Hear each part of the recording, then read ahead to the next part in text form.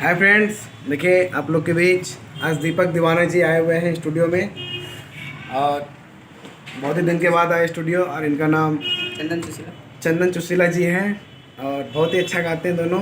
और ये इनका जो गाना जो बज रहा था ये दीपक दीवाना जी गाए हुए हैं, जो बहुत ही दूर से आए हुए हैं सिंगर। ठीक है, आप लोग इन पे प्यार दुलार बनाए रखें, बहुत ही अच्छा सिंगर है। और आइए आप लोग के बीच इसी तरह लाइव आते रहेंगे, आप लोग प्यार दुलार हम सब बनाए रखें। धन्यवाद BLP रिकॉर्डिंग स्टूडियो के माध्यम से, धन्यवाद।